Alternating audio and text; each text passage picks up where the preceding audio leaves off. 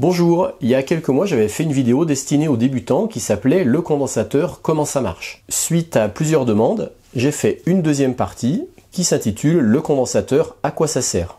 Je vous invite à travers quelques exemples simples à découvrir à quoi peuvent servir ces fameux condensateurs. Je tiens à rappeler que je ne suis pas un scientifique et que cette vidéo ainsi que toutes les autres vidéos de Matronic Aventure s'adressent principalement aux débutants. Dans cette vidéo, je ne vais pas réexpliquer comment est fait un condensateur et comment ça marche puisque je l'ai déjà fait.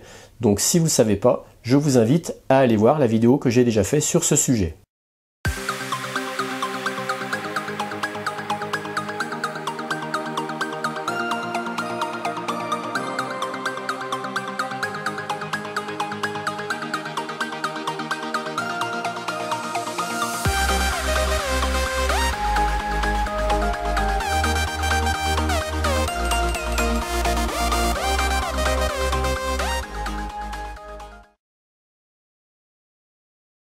Un premier exemple d'utilisation d'un condensateur, c'est de s'en servir pour faire une temporisation. Sur le voltmètre, j'affiche la tension aux bornes de ce condensateur. En appuyant sur cet interrupteur, je vais charger le condensateur. Pendant son temps de chargement, cette LED va s'allumer. On voit la tension aux bornes du condensateur qui augmente. Le condensateur est considéré comme chargé puisque la LED est éteinte. J'ouvre le circuit de ce côté-là.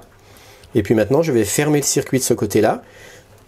Sur ce côté-là, le condensateur va se décharger à travers la base d'un transistor qui va commander l'éclairage d'une LED. On va voir la tension aux bornes du condensateur qui va diminuer. Et pendant que le condensateur va se décharger, ça aura pour effet d'allumer cette LED verte. On voit la tension aux bornes du condensateur qui diminue. Et quand le condensateur sera quasiment déchargé, eh bien cette LED ne s'éclairera plus et la tension à ces bornes sera très très faible. Voilà, donc on a vu un effet de temporisation sur la LED jaune au moment de la charge du condensateur et on voit maintenant l'effet de temporisation du condensateur au moment de sa décharge sur cette LED verte. Allez, on refait une petite charge. J'ouvre le circuit ici, je le referme pour la charge du condensateur. Hop, on voit sa charge qui augmente. La LED jaune qui s'est allumée. Maintenant, elle est éteinte, le condensateur est chargé et je le redécharge à travers la base de ce transistor qui pilote cette LED. Voilà le schéma du circuit et les explications. Ici, j'utilise une aliment 5 volts. Ici, j'ai ma LED jaune. Ici, ma LED verte. Ici, mes deux interrupteurs. Et ici, mon condensateur avec branché aux bornes du condensateur un voltmètre pour suivre en temps réel la tension aux bornes de notre condensateur. Quand je viens actionner ce premier interrupteur pour fermer le circuit ici, eh bien le courant va traverser la résistance, traverser la LED, charger cette borne du condensateur, pendant que celle-ci va se décharger pour retourner au moins de la lime. Tant que mon condensateur n'est pas complètement chargé, j'aurai un courant qui va traverser cette LED jaune, qui va donc s'allumer. Une fois que le condensateur sera complètement chargé, il n'y aura plus aucun courant qui pourra circuler. La LED jaune sera éteinte. À ce moment-là, je viens rouvrir cette portion du circuit. Je précise tout à l'heure, quand notre interrupteur fermait le circuit ici, le courant était obligé de passer là, mais il ne pouvait pas passer là, puisque je n'avais aucun courant qui arrivait sur la base de ce transistor, puisque cet interrupteur-là était ouvert. Donc étant ouvert, aucun courant n'arrivait sur la base de ce transistor, donc aucun courant ne pouvait traverser ce transistor entre collecteur et émetteur, donc ma LED verte était forcément éteinte. Maintenant je vais venir fermer cet interrupteur. Et là, qu'est-ce qui va se passer? Les accumulations de charges positives qui sont ici vont vouloir s'équilibrer avec les charges négatives qui sont là. Comment elles vont faire? Eh bien, elles vont pouvoir circuler maintenant comme ça ici, à travers la base de ce transistor, revenir là et remonter ici, jusqu'à équilibre de charge entre les deux plaques de mon condensateur. Mais comme je vais avoir un petit courant qui va arriver sur la base de mon transistor, ça va avoir pour effet de rendre ce transistor passant entre collecteur et émetteur, et du coup, ma LED verte va pouvoir s'allumer, puisqu'il y a un courant qui va traverser ce segment. Et ma LED verte va rester allumée tant qu'il y aura du courant qui arrivera sur la base de ce transistor et il y aura du courant qui arrivera sur la base de ce transistor tant que les deux plaques de mon condensateur ne seront pas équilibrées. Quand la tension aux bornes de mon condensateur va passer en dessous de la tension de seuil entre base et émetteur, qui est à peu près de 0,7 volts, eh bien le courant ne pourra plus passer entre la base et l'émetteur. N'ayant plus de courant ici, ma LED verte ne pourra plus s'allumer, elle s'éteindra. Donc on voit très bien comment un condensateur pendant sa charge peut servir de temporisation pour l'éclairage d'une LED, et comment pendant sa décharge, il peut servir de temporisation pour l'éclairage de cette LED. Un autre exemple de montage avec effet de temporisation grâce à un condensateur. Le condensateur il est ici. Ici j'ai mis deux LED jaunes. Quand je mets sous tension, au début le courant va passer comme ça, il va charger le condensateur, mais ces LED là resteront éteintes parce que pour qu'elles s'allument, il faut qu'elles aient à leur borne au moins une tension de 3,5 volts. Et bien à cause du condensateur, il faudra attendre à peu près 9 secondes pour que la tension soit suffisamment importante entre ce point-là et ce point-là pour que le courant puisse traverser nos deux LED jaunes. Ça fait un petit peu comme si on avait un réservoir dans lequel on balance de l'eau, que la sortie soit à une certaine hauteur, qui correspond ici à notre 3,5 volts. Et bien tant que notre bassin n'a pas suffisamment d'eau, l'eau ne peut pas sortir par cette sortie-là. Il faut attendre que le bassin se remplisse suffisamment d'eau pour qu'elle puisse ressortir par ici. Et bien là, c'est le même effet avec de la tension. Au début, sur ce point-là, il n'y a pas de tension, puisque le courant va charger le condensateur. Et puis au fur et à mesure de la charge du condensateur, la tension à ce point-là va s'élever progressivement jusqu'à atteindre notre tension de seuil de franchissement des deux LED qui est de 3,5 volts. Et dès que la tension est atteinte, le courant, hop, il va pouvoir traverser nos deux LED. On regarde maintenant concrètement le montage. Ici on retrouve mon condensateur de 2200 microfarad, ici mes deux LED jaunes branchés en série, en parallèle avec le condensateur. Et puis ici la tension en temps réel aux bornes du condensateur. Et on va voir qu'il faut à peu près 9 secondes pour que nos deux LED jaunes s'allument. On va pouvoir voir la charge du condensateur en temps réel ici. C'est parti. Voilà, 1 volt, 1 volt 5, 1 volt 6, 2 volts. 2 volts 8, 3 volts. Et à partir de 3 volts 5, hop, la tension de seuil est atteinte. Et le courant peut franchir nos deux LED jaunes. Et voilà. Un autre montage assez connu dû à l'effet de temporisation des condensateurs, c'est le montage qu'on appelle multivibrateur. C'est le temps de charge de ces deux condensateurs qui va rythmer l'oscillation entre ces deux LED qui vont tantôt l'une tantôt l'autre s'éclairer et s'éteindre. Un condensateur va aussi pouvoir servir à filtrer des signaux électriques. Alors un condensateur, en courant continu, au tout début à la mise sous tension, il va laisser passer tout le courant. Donc il se comporte comme un simple fil, comme si on avait juste un fil ici. Mais très vite, le condensateur va commencer à se charger et commencer à s'opposer au passage du courant. Et plus il va se charger, moins le courant pourra passer. Et il y a un moment où il sera complètement chargé. Et là, le courant ne pourra plus du tout passer. Il va stopper totalement le courant. Imaginons maintenant qu'on ne soit plus en courant continu, mais en courant alternatif.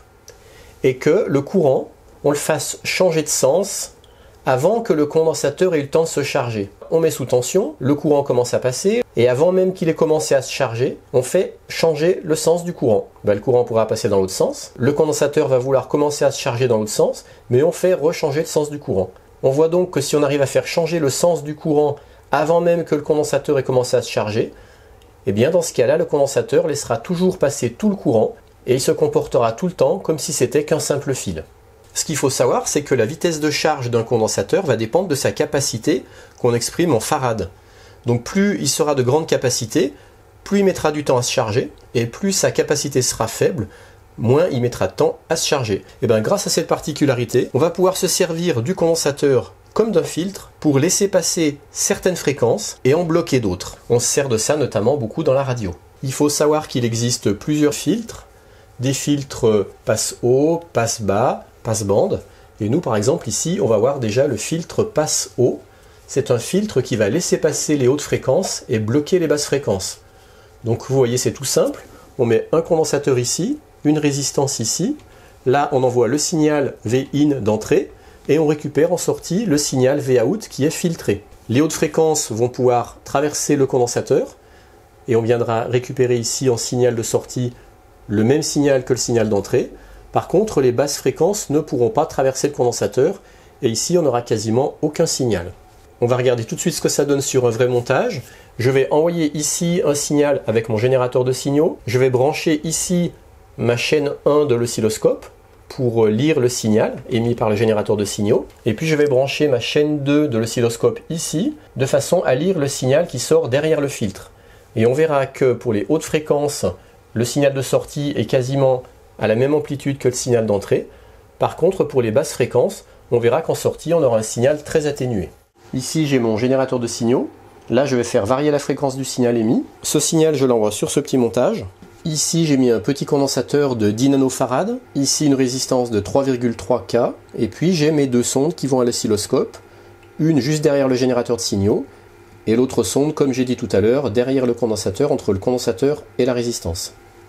Alors, regardons maintenant ce qu'on a sur l'oscilloscope. La trace bleue, c'est la chaîne 1, c'est-à-dire c'est le signal émis par mon générateur de signaux à l'entrée de mon montage. Et puis la trace jaune, c'est le signal de sortie de mon montage après filtrage. Donc là, je commence avec une fréquence de 100 Hz. Je rappelle, là, j'utilise un filtre passe-haut, donc un filtre qui est censé bloquer les basses fréquences. On voit que ça marche très bien, puisqu'effectivement, en sortie, j'ai quasiment aucun signal. Donc mon 100 Hz, il est totalement bloqué par mon filtre. Maintenant, je vais monter en fréquence. 200 Hz, 300, 400, 500. Et on voit que mon signal de sortie, il commence à apparaître. Et plus je vais monter en fréquence, plus l'amplitude du signal jaune sera grande. 800, 900, 1 kHz, 2 kHz, 3, 4, 5, 6, 7. Voilà. Donc là, on voit très bien, par exemple, qu'à 7 kHz, le signal d'entrée, on le retrouve quasiment totalement en sortie. Donc il passe très bien. Par contre, si on avait un signal de 100 Hz, eh ben, il serait bloqué par notre filtre. Je vous remontre le 100 Hz. Voilà, je suis en 900. Voilà. Plus je descends, plus le signal s'atténue. Voilà, pour quasiment complètement disparaître. Là, je suis en 100 Hz. Donc là, on s'est bien fait un filtre passe-haut qui laisse passer les hautes fréquences, mais qui bloque les basses fréquences. Maintenant, si je veux me faire un filtre passe-bas,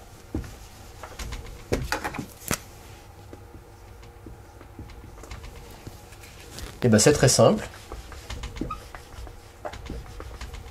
La résistance, je la mets ici. Et le condensateur, je le mets là. Et là, cette fois, on obtient un filtre passe-bas qui va laisser passer les hautes fréquences, mais éliminer les hautes fréquences. Et pourquoi ce filtre-là va éliminer les hautes fréquences? Eh bien, en fait, elles seront court-circuitées par le condensateur. Plutôt que d'aller vers le signal Vout, elles auront plutôt envie d'aller directement à la masse parce que les hautes fréquences, je vous le rappelle, traversent un condensateur. Et sur le même principe, il existe des filtres passe-bande qui vont à la fois éliminer des basses fréquences et éliminer des hautes fréquences pour ne laisser passer que des fréquences comprises entre deux valeurs. Un autre exemple d'utilisation du condensateur, c'est ce qu'on appelle le condensateur de découplage. Dans ce cas-là, le condensateur va servir à stabiliser la tension d'alimentation d'un composant, à la fois en écrêtant les pics de tension, donc dans ce cas-là, il va se charger, et à la fois en comblant les chutes de tension, dans ce cas-là, il va se décharger. Il va donc en quelque sorte lisser notre tension d'alimentation. Sans lui, les brefs pics de consommation de courant entraînerait une brève chute de tension dans notre circuit, ce qui aurait pour effet de perturber le fonctionnement de certains composants. C'est pour ça qu'on retrouve très souvent des condensateurs aux bornes de l'alimentation de circuits intégrés. Pour mieux aider à comprendre cet effet de régulation, je vous propose une petite comparaison avec de l'eau. Pour ça, on va aller au tableau.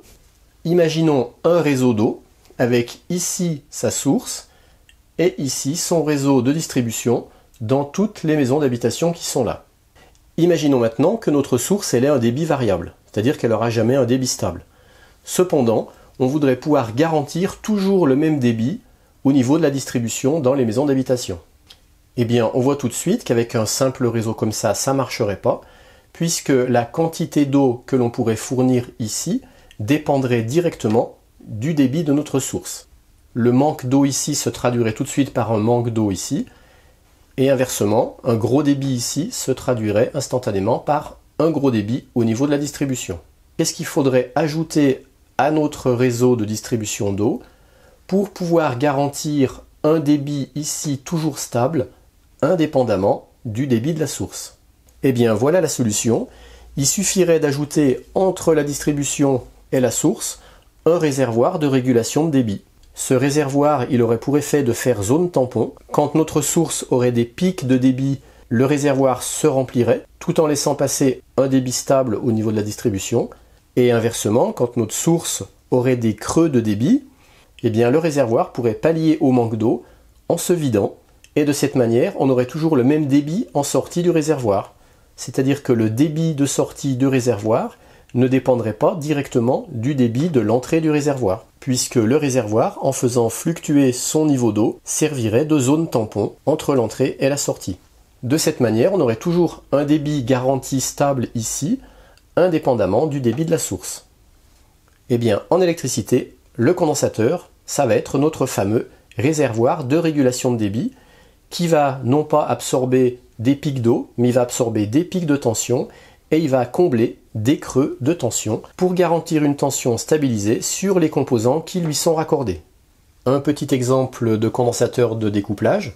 Ici on a un circuit intégré, par exemple un ampli, avec ici ces deux bornes d'alimentation, plus-moins.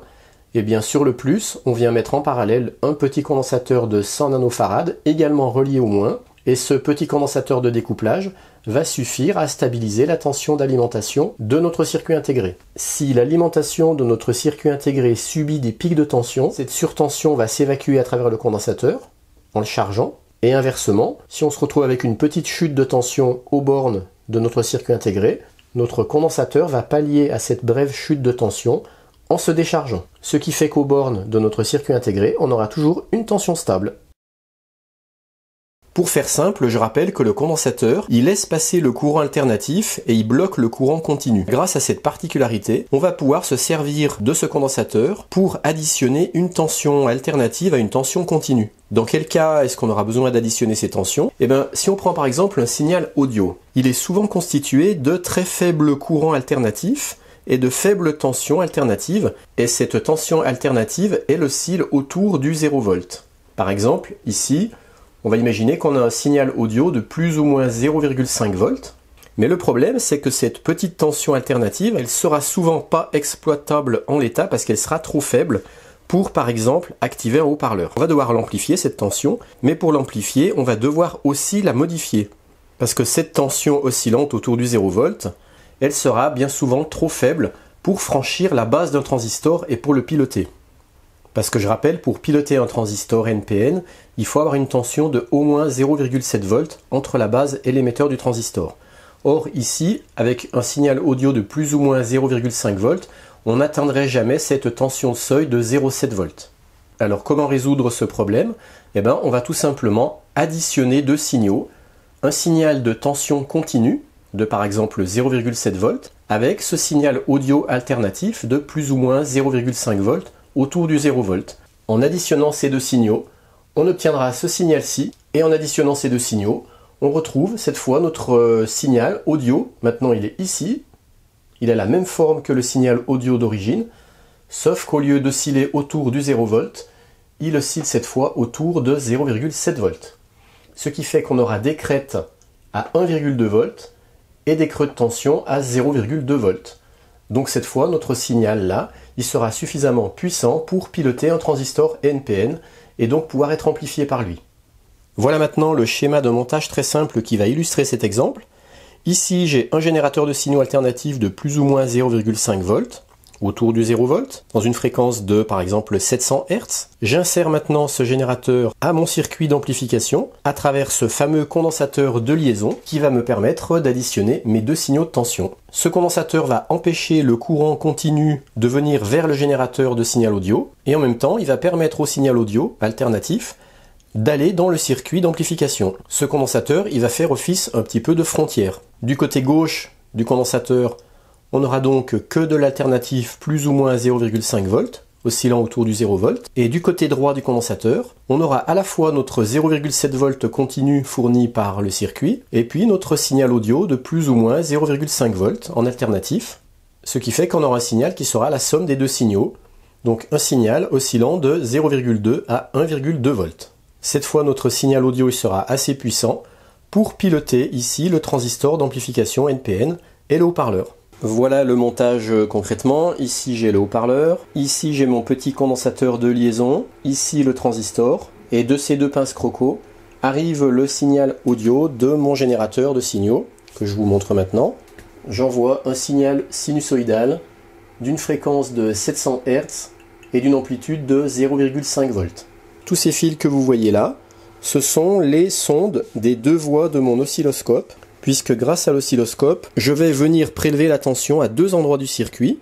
Sur une voie va s'afficher la tension émise par mon générateur de signaux. Sur une autre voie de l'oscilloscope, sur la voie 2, je vais venir prélever la tension qui est juste de l'autre côté du condensateur, à l'endroit où les deux tensions sont censées s'additionner, la tension fixe de 0,7 volts et cette tension alternative de plus ou moins 0,5 volts. Je mets maintenant mon circuit sous tension. On entend un petit son, donc ça veut bien dire que mon amplification fonctionne, puisqu'on l'entend dans le haut-parleur. Et maintenant, on va aller regarder à l'oscilloscope la forme de nos deux signaux. On retrouve ici la trace du signal émis par le générateur de signaux, plus ou moins 0,5 volts, oscillant autour du 0 volt. Et effectivement, on voit que de l'autre côté du condensateur de liaison, on a toujours notre même signal audio, mais qui cette fois oscille autour de la valeur de 0,7 volts. Donc on a bien réussi à faire une élévation de tension en additionnant deux tensions, une tension continue de 0,7 volts et notre tension alternative de plus ou moins 0,5 volts. Et si on veut mesurer à l'oscilloscope l'effet d'amplification de signal, eh bien cette fois la deuxième sonde, je vais venir la brancher aux bornes du transistor entre le collecteur et l'émetteur du transistor. Donc je vais juste déplacer cette sonde là. Et voilà ce que ça donne à l'oscilloscope. La trace bleue, c'est la trace de mon signal audio d'origine. Et en trace jaune, on voit que j'ai mon même signal audio, mais cette fois amplifié. Donc mon effet d'amplification marche bien grâce au petit condensateur de liaison.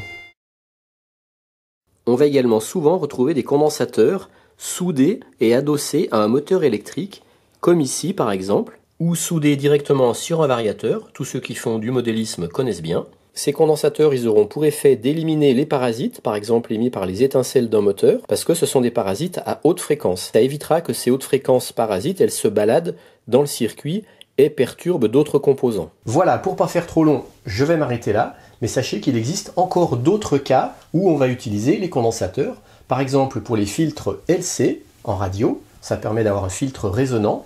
On peut également aussi, par exemple, s'en servir comme système anti-rebond aux bornes d'un interrupteur. J'espère que cette vidéo vous a plu. Si c'est le cas, mettez un pouce bleu. N'hésitez pas à vous abonner. Si l'électronique vous intéresse, n'hésitez pas à aller fouiller dans ma playlist Tronic Aventure. C'est toute une série de vidéos destinées aux débutants. Et puis moi, je vous souhaite une bonne fin d'année 2019 et surtout une très bonne année 2020. Allez, à bientôt pour 2020. Ciao!